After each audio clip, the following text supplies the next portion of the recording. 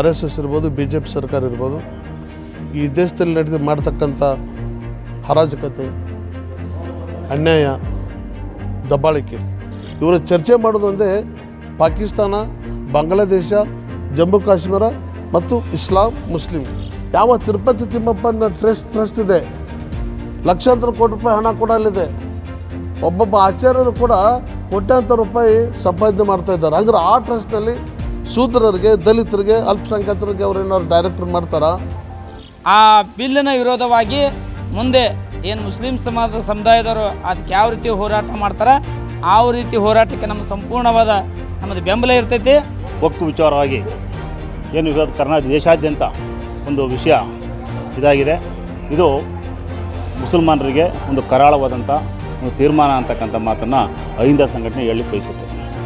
12ನೇ ಶತಮಾನದಲ್ಲಿ ಬಸವಣ್ಣನವರೇ ಸಮಾಜದ ಕನಸನ್ನು ಕಂಡಿದ್ರಲ್ಲ, ಆ ಕನಸು ನನಸಾಗಿ ಉಳಿಬೇಕಾದ್ರೆ ಇವತ್ತಿನ ಅಹಿಂದ ವರ್ಗ ನಾವೆಲ್ಲರೂ ಒಂದಾಗಲೇಬೇಕು. ಕೇಂದ್ರ ಸರ್ಕಾರ ಅದು ಒಂದು ಸಮುದಾಯವನ್ನು ಹತ್ತಿಕ್ಕುವಂಥ ಪ್ರಯತ್ನವನ್ನು ಮಾಡ್ತಾ ಇದೆ ನಿರಂತರವಾಗಿ. ನಾವು ರಾಷ್ಟ್ರೀಯ ಅಹಿಂದ ಸಂಘಟನೆ ವತಿಯಿಂದ ಮತ್ತು ಪೂರ್ವಭಾವಿ ಸಭೆಯನ್ನು ಕರೆದಿದ್ದು. ಪೂರ್ವಭಾವಿ ಸಭೆ ಕರೆದಿದ್ದು ಉದ್ದೇಶ ಇಷ್ಟೇ, ಈ ದೇಶದಲ್ಲಿ ಯಾವ ಸಂಘ ಪರಿವಾರ ಇರ್ಬೋದು, RSS ಇರ್ಬೋದು, BJP ಸರ್ಕಾರ ಇರ್ಬೋದು, ಈ ದೇಶದಲ್ಲಿ ಮಾಡ್ತಕ್ಕಂಥ ಅರಾಜಕತೆ, ಅನ್ಯಾಯ, ದಬ್ಬಾಳಿಕೆ ನಾನು ಕೇಳಿದಿಷ್ಟೇ.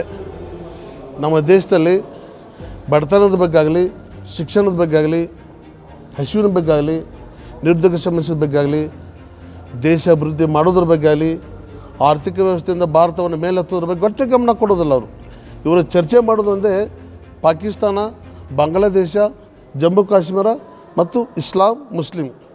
ಇದು ಬಿಟ್ಟರೆ ಬೇರೆ ಯಾವುದಿಲ್ಲ. ಅದರಿಂದ ಯಾವುದು ನೋಡ್ರಿ, ಹಸು ಆಗ್ತದೆ, ನಮ್ಮೇನಾರು ಹಸಿದ ಹೊಟ್ಟೆ ತುಂಬತೈತೆ, ಹಸಿದ ಹೊಟ್ಟೆ ತುಂಬತೈತೇನೋ, ಕೈ ತುಂಬ ಉದ್ಯೋಗ ಕೊಟ್ಟಾಗ ಮಾತ್ರ ನಮ್ಮ ಹಸು ತುಂಬಲಿಕ್ಕೆ ಸಾಧ್ಯ. ನೋಡ್ರಿ, ಮೊನ್ನೆ ವಕಫ್ ಒಂದು ವಿಚಾರ ಸಂಬಂಧಪಟ್ಟಂಗೆ ಒಂದು ದೊಡ್ಡ ಮಟ್ಟದಲ್ಲಿ ಅವರು ಲೋಪನ್ ಮಾಡಿದರು. ಕಾನೂನಿಗಿಂತ ದೊಡ್ಡವ್ರು ಯಾರೂ ಇಲ್ಲ. ಸರ್ಕಾರದವ್ರದ್ದು ಅವ್ರದ್ದು ಇದೆ, ಕಾನೂನು ಅವ್ರ ಕೈಯಲ್ಲಿದೆ. ಅನ್ಯಾಯ ಏನಾಗಿದೆ ಅದನ್ನು ಸರಿಪಡಿಸುವಂಥ ಕೆಲಸವನ್ನು ಮಾಡಬೇಕು. ನಾನೊಂದು ಪ್ರಶ್ನೆಯನ್ನು ಮಾಡ್ತಾ ಇದ್ದೇನೆ. ಯಾವ ತಿರುಪತಿ ತಿಮ್ಮಪ್ಪನ ಟ್ರಸ್ಟ್ ಇದೆ, ಲಕ್ಷಾಂತರ ಕೋಟಿ ರೂಪಾಯಿ ಹಣ ಕೂಡ ಅಲ್ಲಿದೆ. ಒಬ್ಬೊಬ್ಬ ಆಚಾರ್ಯರು ಕೂಡ ಕೋಟ್ಯಾಂತರ ರೂಪಾಯಿ ಸಂಪಾದನೆ ಮಾಡ್ತಾ ಇದ್ದಾರೆ. ಅಂದ್ರೆ ಆ ಟ್ರಸ್ಟ್ನಲ್ಲಿ ಶೂದ್ರರಿಗೆ, ದಲಿತರಿಗೆ, ಅಲ್ಪಸಂಖ್ಯಾತರಿಗೆ ಅವ್ರೇನಾದ್ರು ಡೈರೆಕ್ಟರ್ ಮಾಡ್ತಾರಾ? ನಾನು ನ್ಯಾಯವಾಗಿ ಕೇಳ್ತಾ ಇದ್ದೇನೆ. ಯಾಕೆ ಒಂದು ಧರ್ಮವನ್ನು ನೀವು ಸದೆ ಬಡಿತಾ ಇದ್ದೀರಿ? ಮುಸ್ಲಿಂ ಅಂತ ಅಜೆಂಡನ್ನು ಇಟ್ಕೊಂಡು ದೇಶದಲ್ಲಿರ್ತಕ್ಕಂಥ ಜನರ ಮನಸ್ಸನ್ನು ಕೇಳಿಸಿ ನೀವು ರಾಜಕೀಯ ಬಂಡವಾಳವನ್ನು ಮಾಡ್ತಾ ಇದ್ದೀರಿ. ಫಸ್ಟು ನಾವೆಲ್ಲ ಅಹಿಂದ ವರ್ಗದ ಜನರು ನಾವು ಎಚ್ಚರಗೊಳ್ಬೇಕಾಗಿದೆ.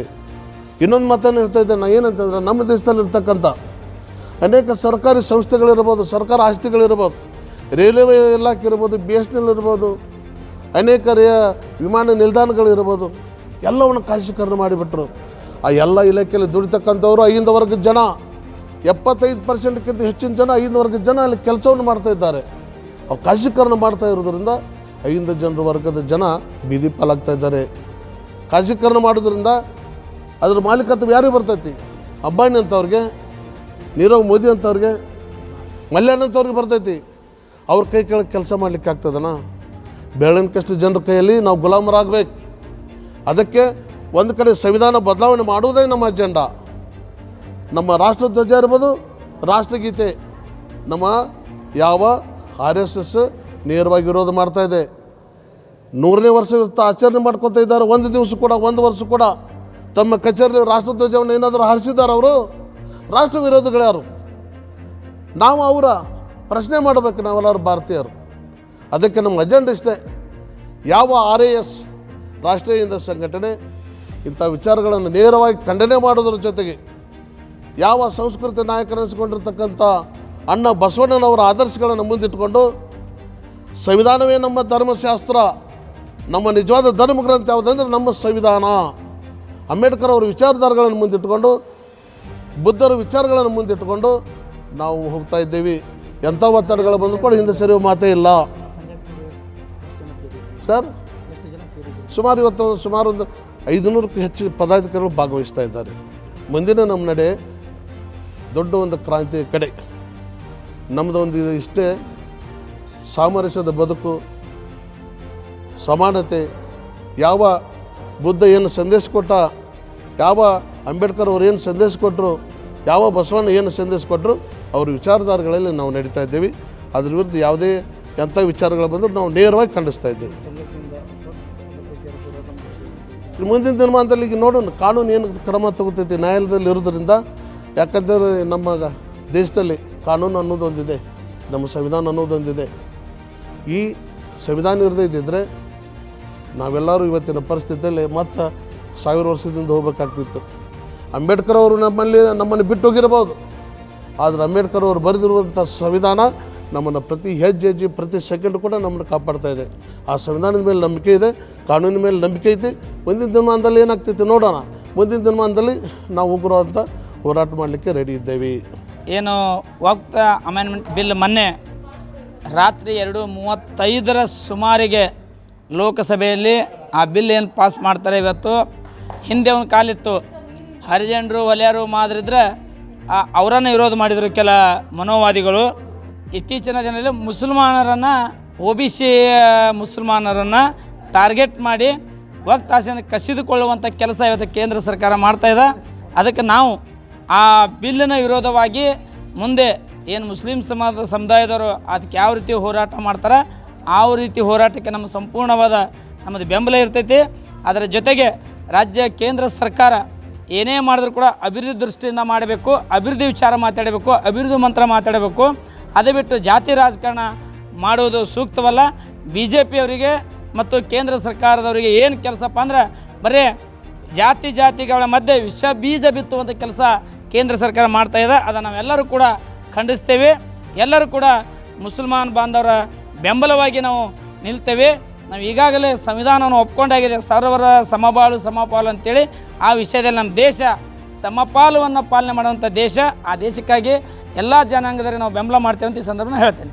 ಸಂಜೀವ್ ದುಮ್ಕನಾಳ್ ಅಂತೇಳಿ ರಾಷ್ಟ್ರೀಯ ಅಹಿಂದ ಸಂಘಟನೆಯ ಕಾರ್ಯಕಾರಿ ಸಮಿತಿಯ ಸಭೆಯನ್ನು ಏನು ಹುಬ್ಳಿನಲ್ಲಿ ನಮ್ಮ ಮುತ್ತಳ್ಳಿ ಶಿವಣ್ಣ ಅವರ ನೇತೃತ್ವದಲ್ಲಿ ಇವತ್ತು ಏನು ಕರೆದಿದ್ದೋ ಆ ಸಭೆಯಲ್ಲಿ ಕರ್ನಾಟಕ ರಾಜ್ಯದ ಮೂಲೆ ಮೂಲೆಯಿಂದ ಎಲ್ಲ ಸಂಘಟನೆಯ ಪದಾಧಿಕಾರಿಗಳು ಆಗಮಿಸಿದರು. ಅದೇ ರೀತಿ ಏನೀಗ ವಕ್ಫ್ ವಿಚಾರವಾಗಿ ಏನು ಇವತ್ತು ಕರ್ನಾಟಕ ದೇಶಾದ್ಯಂತ ಒಂದು ವಿಷಯ ಇದಾಗಿದೆ. ಇದು ಮುಸಲ್ಮಾನರಿಗೆ ಒಂದು ಕರಾಳವಾದಂಥ ಒಂದು ತೀರ್ಮಾನ ಅಂತಕ್ಕಂಥ ಮಾತನ್ನು ಅಹಿಂದ ಸಂಘಟನೆ ಹೇಳಲಿಕ್ಕೆ ಬಯಸುತ್ತೆ. ಇನ್ನೊಂದು ಏನಪ್ಪ ಅಂತಂದರೆ ಮುಸಲ್ಮಾನರು BJPಯ ವಿರುದ್ಧವಾಗಿದ್ದಾರೆ ಅನ್ನುವಂಥ ಒಂದು ಭಾವನೆಯಿಂದಲೇ ಮುಸಲ್ಮಾನರನ್ನು ಹೊಡಿತಕ್ಕಂಥ, ಮುಸಲ್ಮಾನರನ್ನು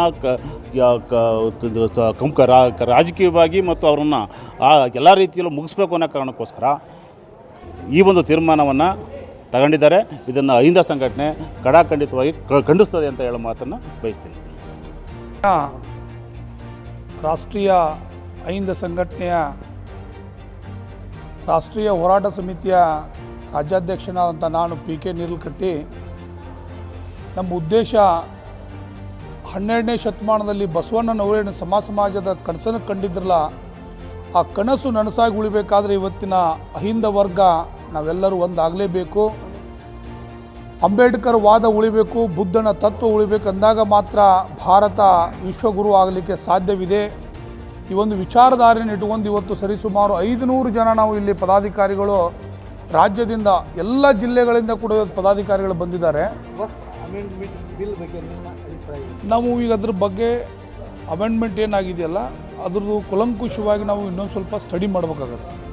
ಏನು ವಿಚಾರಗಳನ್ನು ವ್ಯಕ್ತಪಡಿಸಿದ್ದಾರೆ ಅದರಿಂದ ವಕ್ಫ್ ಬೋರ್ಡ್ ಅಂದರೆ ಈಗ ಏನು ಅಲ್ಪಸಂಖ್ಯಾತರಂದರೆ ಬರೀ ಮುಸಲ್ಮಾನರು ಅಷ್ಟೇ ಬರೋದಿಲ್ಲ, ಅದ್ರಾಗ ಜೈನ್ ಬರ್ತಾರೆ, ಬುದ್ಧಿಸಮ್ ಬರ್ತಾರೆ, ಪಾರ್ಸಿಗಳು ಬರ್ತಾರೆ. ಅದು ಏನು ಅಮೆಂಡ್ಮೆಂಟ್ ಏನಿದೆಯಲ್ಲ ಅದನ್ನು ನಾವು ಸಂಪೂರ್ಣವಾಗಿ ಅಧ್ಯಯನ ಮಾಡಿದ ನಂತರ ನಮ್ಮ ರಾಷ್ಟ್ರೀಯ ಸಂಘಟನೆ ಅಧ್ಯಕ್ಷರಂತ ಮುತ್ತಣ್ಣ ಶಿವಳ್ಳಿಯವರ ನೇತೃತ್ವದಲ್ಲಿ ಮತ್ತು ಇನ್ನುಳಿದ ಎಲ್ಲ ಪದಾಧಿಕಾರಿಗಳ ನೇತೃತ್ವದಲ್ಲಿ ನಾವು ಯಾವ ರೀತಿಯನ್ನು ಹೋರಾಟದ ರೂಪುರೇಷೆಯನ್ನು ಹಮ್ಕೋಬೇಕು ಅನ್ನೋದ್ರ ಬಗ್ಗೆ ನಾವು ಮುಂಬರುವ ದಿನಗಳಲ್ಲಿ ಇನ್ನೊಂದು 2-3 ದಿನದಲ್ಲಿ ವಿಚಾರ ಮಾಡ್ಕೊಂಡು ನಾವು ಅದ್ರ ಬಗ್ಗೆ ನಿರ್ಧಾರವನ್ನು ತೆಗೆದುಕೊಳ್ತೇವೆ. ಏನು ದೇಶದಲ್ಲಿ ಇವತ್ತು ವಕ್ಫ್ ತಿದ್ದುಪಡಿ ಮಸೂದೆಯನ್ನು ಇವತ್ತೇನು ಅಂಗೀಕರಿಸಲಾಗಿದೆ ಕೇಂದ್ರ ಸರ್ಕಾರ, ಅದು ಒಂದು ಸಮುದಾಯವನ್ನು ಹತ್ತಿಕ್ಕುವಂಥ ಪ್ರಯತ್ನವನ್ನು ಮಾಡ್ತಾ ಇದೆ ನಿರಂತರವಾಗಿ. ಇದು ಅಲ್ಪಸಂಖ್ಯಾತರನ್ನು ಇದೇನು ನೇರವಾಗಿ ಹತ್ತಿಕ್ಕಿ ಇವತ್ತು ದೇಶದಲ್ಲಿ ಒಂದು ಅಜಾಗೃತೆಯನ್ನು ಸೃಷ್ಟಿ ಮಾಡುವಂಥ ವ್ಯವಸ್ಥೆ ಏನಿದೆ ಇದನ್ನು ರಾಷ್ಟ್ರೀಯ ಹಿಂದ್ ಸಂಘಟನೆ ಖಂಡಿಸ್ತಾ ಇದೆ. ಇದರ ಮುಂದಿನ ಒಂದು ಏನು ಮಸೂದೆಯ ವಿರುದ್ಧ ಇವತ್ತೇನು ಮುಸ್ಲಿಂ ಸಮುದಾಯ ನ್ಯಾಯಾಂಗ ಹೋರಾಟವನ್ನು ಮಾಡ್ತಾ ಇದೆ, ಅದಕ್ಕೆ ನಮಗೆ ಸಂಪೂರ್ಣವಾದ ಬೆಂಬಲ ಇದೆ. ಆ ಒಂದು ಪರಿಸ್ಥಿತಿಗೆ ಏನು ಒಂದು ಹೋರಾಟದ ರೂಪರೇಷೆಗಳನ್ನು ಮಾಡಬೇಕಂತ ಹೇಳಿ ಈಗಾಗಲೇ ನಮ್ಮ ರಾಜ್ಯಾಧ್ಯಕ್ಷರಾದಂಥ ಮುತ್ತಣ್ಣ ಶಿವಳ್ಳಿ ಅವರು ಅದರ ಬಗ್ಗೆ ವಿಸ್ತಾರವಾಗಿ ಹೇಳಿದ್ದಾರೆ. ಅವರ ಆ ಹೋರಾಟವನ್ನು ನಾವು ನಿರಂತರವಾಗಿ ಒಂದು ನ್ಯಾಯ ಸಿಗುವವರೆಗೂ ನಾವು ಪ್ರಯತ್ನವನ್ನು ಮಾಡ್ತೇವೆ. ಯಾಕಂದರೆ ನಮಗೆ ಅಂಬೇಡ್ಕರ್ ಅವರ ಸಂವಿಧಾನದ ಮೇಲೆ ಸಂಪೂರ್ಣ ವಿಶ್ವಾಸ ಇದೆ ಮತ್ತು ಭರವಸೆ ಇದೆ. ಅದನ್ನು ನಾವು ನಿರಂತರವಾಗಿ ಒಂದು ಹೋರಾಟಕ್ಕೆ ಜಯ ಸಿಗುವವರೆಗೂ ನಾವು ಮುಸ್ಲಿಂ ಸಮುದಾಯದ ಜೊತೆ ಇರ್ತೀವಂತ ಜೋಸೆಫ್ ಒದೋಜಿ, ಹಿಂದ ಸಂಘಟನೆಯ ಸಂಘಟನಾ ಕಾರ್ಯದರ್ಶಿ, ಗದಗ್. ನಮ್ಮ ಕಾರ್ಯಕ್ರಮಗಳನ್ನು ನೀವು ನೋಡ್ತಾ ಇದ್ರೆ ನಮ್ಮ ಚಾನೆಲ್ ಅನ್ನ ಸಬ್ಸ್ಕ್ರೈಬ್ ಮಾಡಿ, ಪಕ್ಕದ ಬೆಲ್ ಐಕಾನ್ ಒತ್ತಿ ನಮ್ಮನ್ನ ಬೆಂಬಲಿಸಿ. ಹಾಗೆ ನಮ್ಮ ಕಾರ್ಯಕ್ರಮಗಳನ್ನ ಲೈಕ್ ಮಾಡಿ, ಕಮೆಂಟ್ ಮಾಡಿ, ಅದನ್ನ ಬೇರೆಯವರಿಗೂ ವಾಟ್ಸ್ಆಪ್ ಮೂಲಕ ಶೇರ್ ಮಾಡಿ. ನೀವು ಹೀಗೆ ಮಾಡಿದಾಗ ನಮ್ಮ ಚಾನೆಲ್ ಇನ್ನಷ್ಟು ಮತ್ತಷ್ಟು ಜನರಿಗೆ ತಲುಪಲು ನೀವು ನಮ್ಮೊಂದಿಗೆ ಸಹಕರಿಸಿದ ಹಾಗಾಗುತ್ತೆ. ಇದು ನೀವು ಯಾವುದೇ ಖರ್ಚಿಲ್ಲದೆ ಕೆಲವೇ ಸೆಕೆಂಡುಗಳಲ್ಲಿ ನೀಡಬಹುದಾದ ಸಹಕಾರ. ಧನ್ಯವಾದಗಳು.